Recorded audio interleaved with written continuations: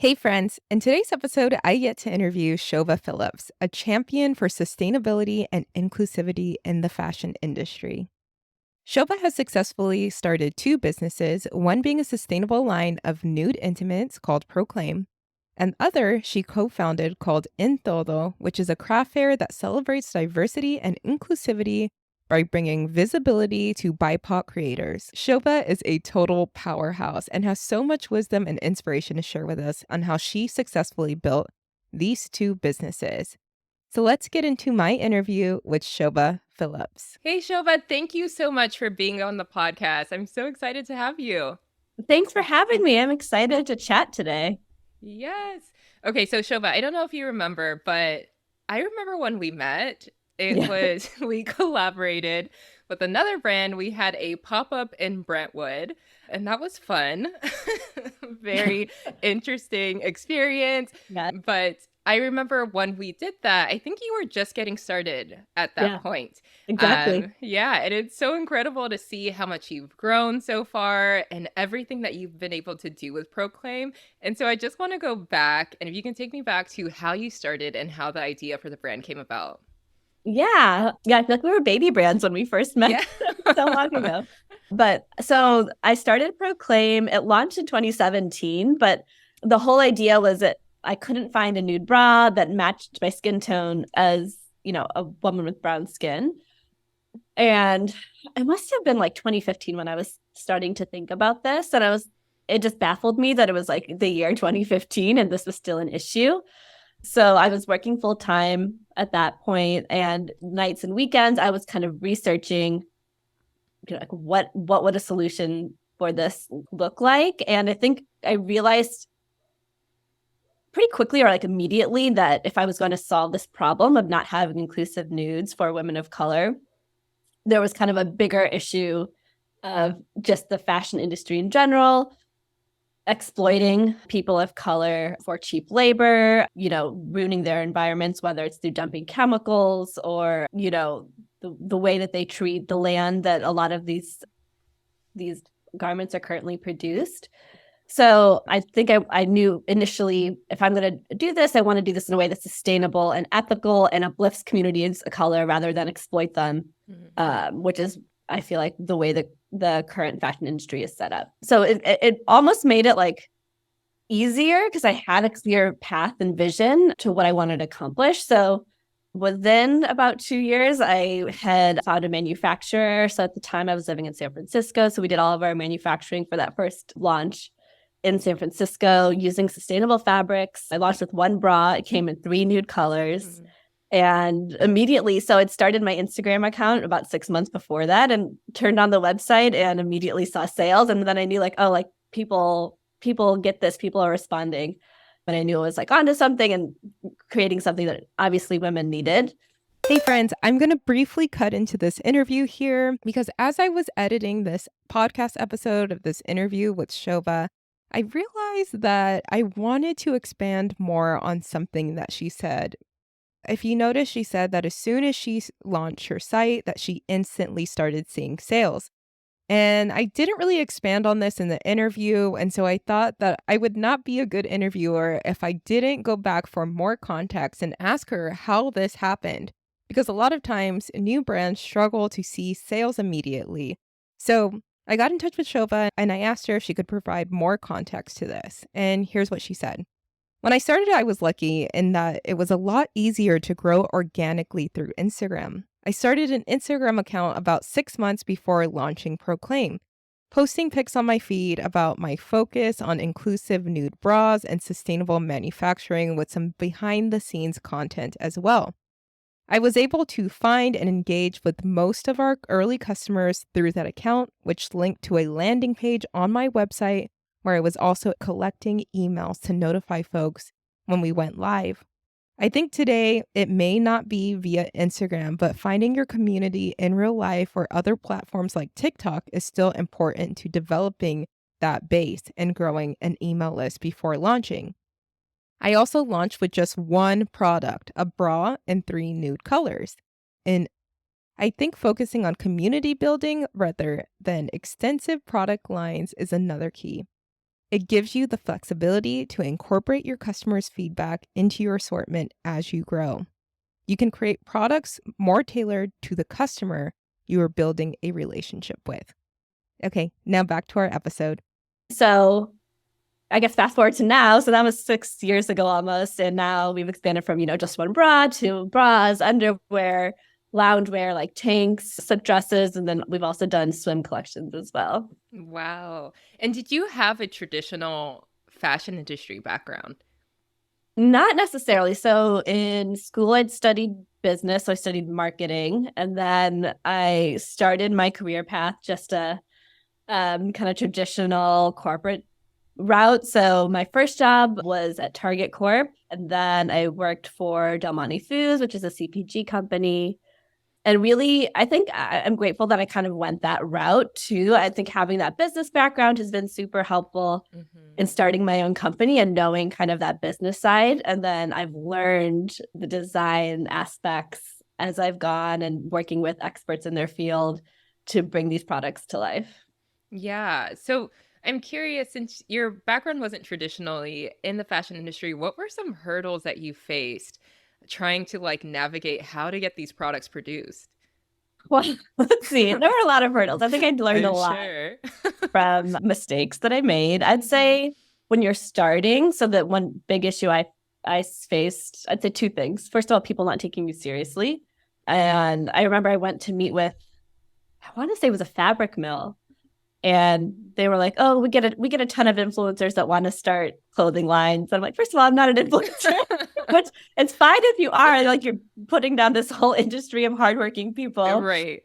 And it was just that kind of dismissive attitude of like, oh, this young woman doesn't know what she's doing. Mhm. So that, and then also just being a small business, there's a lot of components when it comes to a bra. There's hardware, there's the fabric, there's the threads, there's the elastics, and you have to meet a minimum with each of these suppliers in order to purchase these components. So I think figuring out that maze of like meeting the minimum, creating only using sustainable materials was kind of a challenge, I think, for that first year. And even now, it's still something we face as a small business, trying to figure out navigate that balance of meeting minimums and working with brands that meet your sustainable and ethical practices that you're trying to achieve.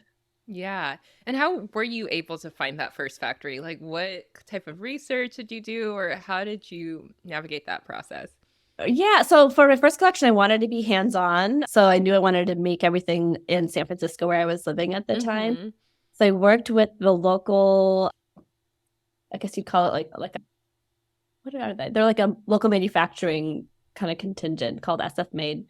Actually don't even know if they're around anymore, but SF Made was like their local industry community. And I reached out to them to see if there was anyone locally that does what I'm looking for, the type of manufacturing I'm looking for. And they recommended somebody that I ended up working with.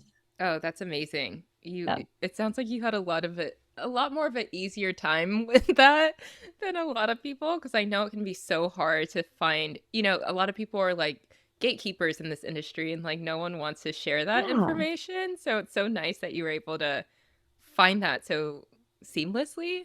I don't know if it was easy, but I agree. I mean, I will say I have encountered that. I think I had reached out to just like local designers and brands that I felt like weren't as open about sharing who they were working with. Yeah. But I think I was lucky to have that resource that pointed me in the right direction. Yeah, that's amazing. Yeah. And so when we talk about the sustainability aspect of your business, and I love how it's so important to you, not only when we're talking about materials, but in a whole. So what are some ways that you incorporate that into your business model?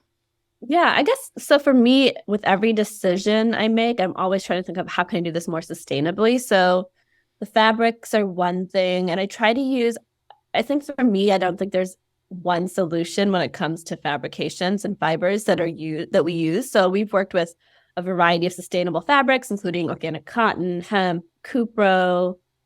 What else have we used? You guys have Tencels. modal too, right? Yeah, exactly. Yeah. Tencel has been a huge one. So yeah, so like being open to different types of sustainable fabrics has been something that I've focused on. I don't think there's one solution when it comes to sustainability. And then, trying to find local suppliers. So we've worked with local fabric mills in LA. That has kind of helped reduce our carbon footprint. Our cutting and sewing is local as well. Again, reduces our carbon footprint. Our, like, we kind of have this hyper local supply chain where the fabric mill, the cutting and sewing, and the fulfillment is all happening within this like 30-mile radius, which I think helps to meet kind of that sustainability aspect that we're going for. And then just every component, like I try not to use plastic in our hang tags when we were doing that. So, 100% recycled paper, using a lot of people attach labels with like a plastic component, but we used hemp twine to attach the labels. We use compostable packaging. So just, I think every time we're trying to acquire or make something, we think about what the most sustainable options are. Yeah, that's awesome. And I think like as the years go on, I feel like I see more options being developed and coming up to be able for us to use. So that's really encouraging too, because, I feel like it was very limited when we talk about sustainability and like materials and fabrics that we can use, but things are being developed all the time. But even with that, like I guess in the beginning, what were some challenges with that? Like just trying to exclusively be a sustainable line and getting the resources that you needed. Yeah, I think it was the minimums. I think meeting minimums has always been challenging, especially when I know I want to do these inclusive nude colors. So I have a set amount of custom colors that I want to create as well. So each component has to match those colors as well. So figuring out like what has to be dyed, what I can find like in a stock color within that color range was always challenging. I think as I grow and I'm able to meet higher minimums, I think that's been helpful. And I think, like you had mentioned, like there is a lot of innovation happening in this industry. And I think when you're a really small brand, like when I started, I found it challenging to find people that were leading the industry in innovation and creating new materials and new fibers. It's hard to get their attention or to even work with them. So I think that's something I focus on, is developing those partnerships with groups and organizations that are and making innovations and strides in this area to partner and hopefully develop products with them.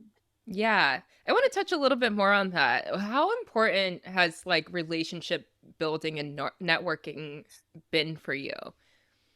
I'd say it's 100% made my business. I think it's No so way. important, which I think is actually like when I moved to LA. So within that first almost less than a year, I moved to Los Angeles, and I moved all my manufacturing locally to Los Angeles as well. And I feel like since moving here, I have found like a community like yourself of other local sustainably minded designers, and that has made all the difference. I found everyone is super welcoming and helpful when it comes to sharing resources, whether it's somebody for cutting, sewing, a fabric mill, where to find some hard to source component. There's somebody on a text thread or a group chat that can either knows or can point you to somebody that does know the answer. So that has been, I think, life-changing, and has absolutely been something that has changed the trajectory of this business. Yeah, I'd say it's everything. It's the community, and networking is everything when it comes to being a small business owner. Yeah, I just spoke about this recently, this idea of collaboration over competition. And I think a lot of times as designers especially can find themselves in like this island on their own, trying to like build these businesses. And I think, sometimes it can be competitive and all of that. And yeah, I just find, we've been a part of like a group thread that's been super helpful. And people are happy to share resources and happy to help each other out and happy to, like and comment on people's posts and just help in any way possible. And so, yeah, I hope that this is encouraging for someone to like, get out of your own little space, your own echo chamber, and, make friendships, network, make partnerships, because I think it's so important. I agree. And I think it can be scary. Like I've made a lot of friends just from like cold DMing on Instagram. And some of those like, brand owners, designers, founders are some of my best friends now. So wow. I think it's, getting over, you just have to put yourself out there. Exactly. Like I think it's kind of getting you over your own fears. Exactly. To make those connections. Well, I think this is a great segue into talking about how you and some of those designers became friends and were able to build something aside from your business with Proclaim. you also started a pop-up market, a craft fair, if you would, Mhm. with some other designers that you have become friends with in this industry. So can you tell me a little bit more about that? Yeah, so we started a craft fair called InTodo, and it started really. So there's four designers, including myself, Mhm. that are founders of InTodo, and it was all of us seeing a need for more visibility for BIPOC designers.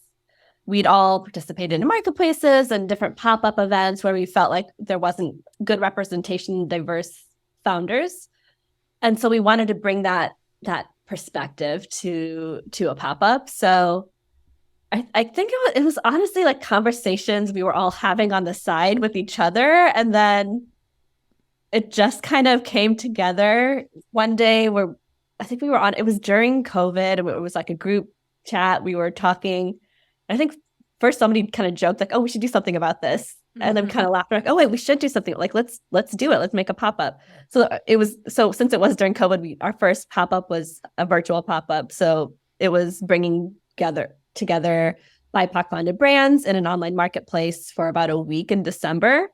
And then that next year, things are a little bit more open. So we had our first in real life event in Silver Lake, and it's grown from there. Now we're in a bigger location in Boyle Heights.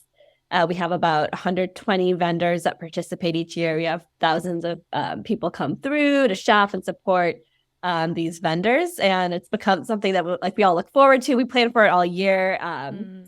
It's a labor of love that we all kind of put into knowing that this is like something we all believe in, and some like kind of the change that we want to see in this industry. Yeah, I love that so much because not only are you creating opportunities for your own brand, you're creating opportunities for other brands that are coming up like you. And I think that's so amazing.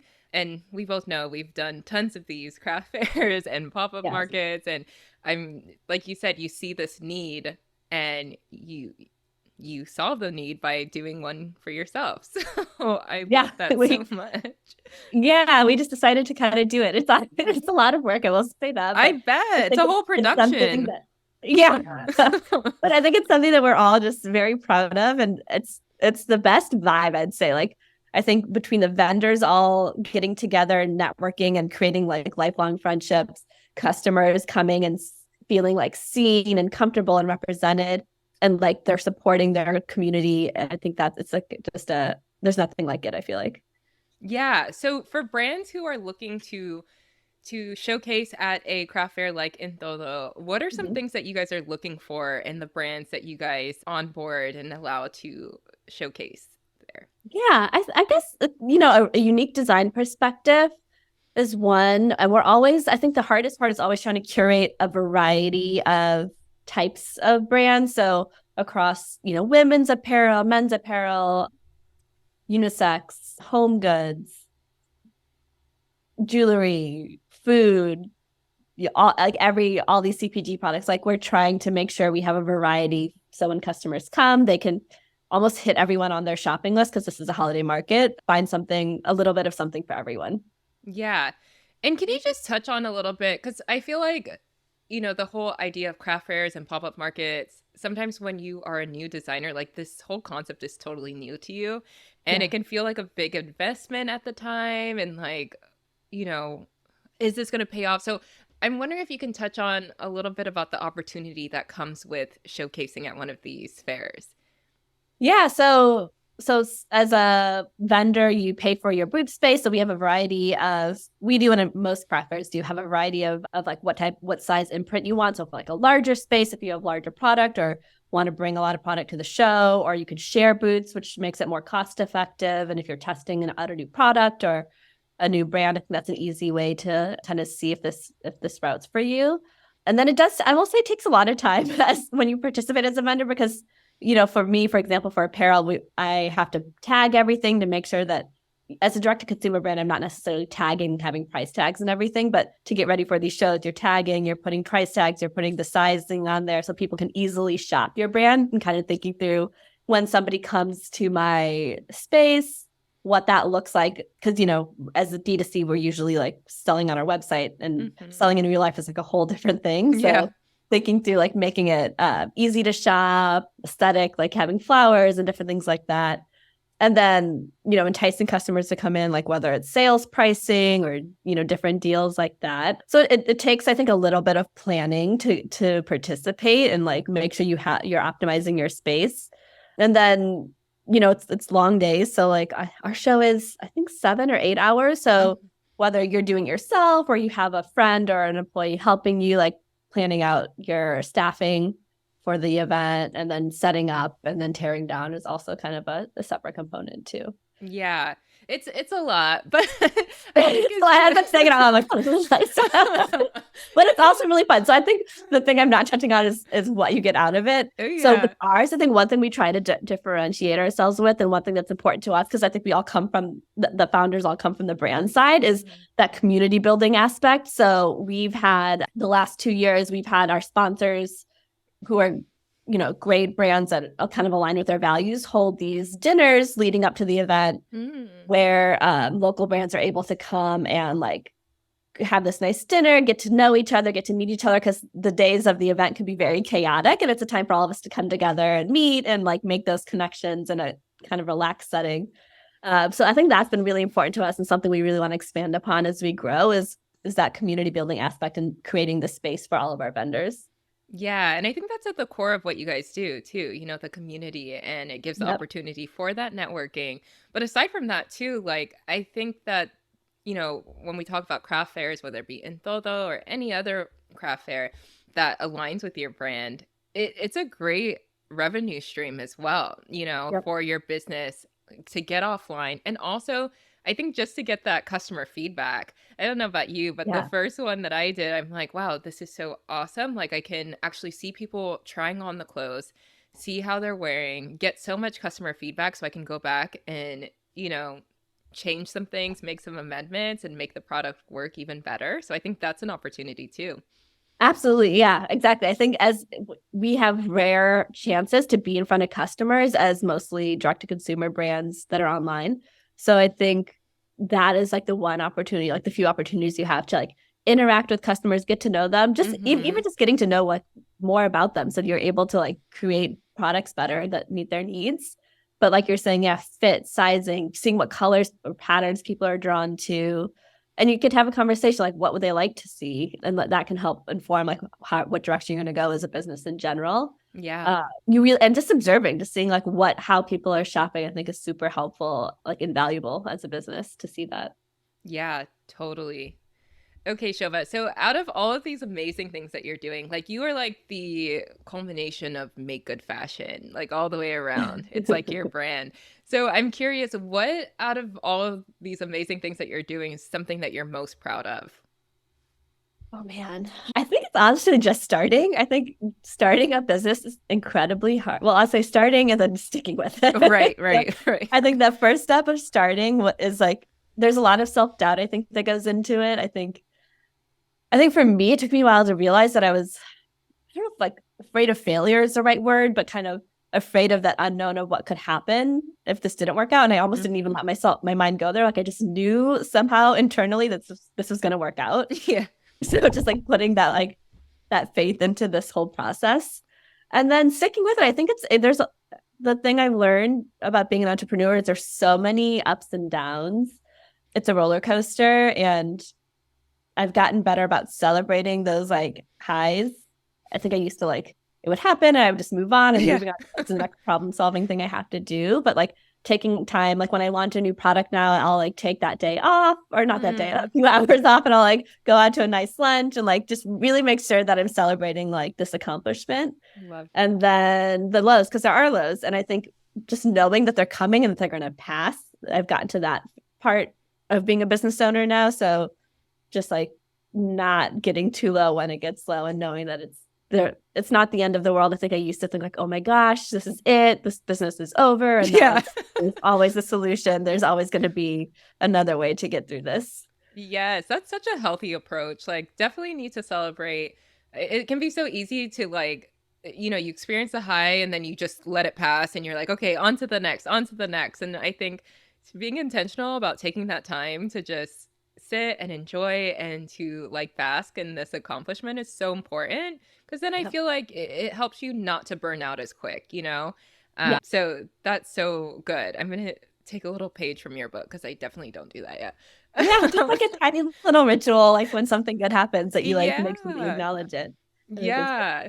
No, that's amazing. And so I think that was already a piece of an encouragement, but I'm curious if you have any other pieces of encouragement that you would give aspiring fashion entrepreneurs.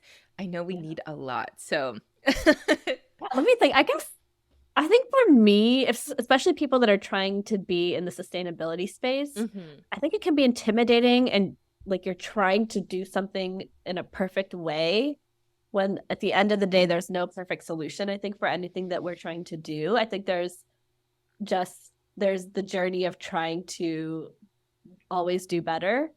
And I think with that mindset, you'll accomplish more rather than kind of getting into like just before the start line and just trying to like get something that's perfectly sustainable or perfectly ethical. There's no such thing as perfection. Mhm. I think it's just taking the steps towards going on that path.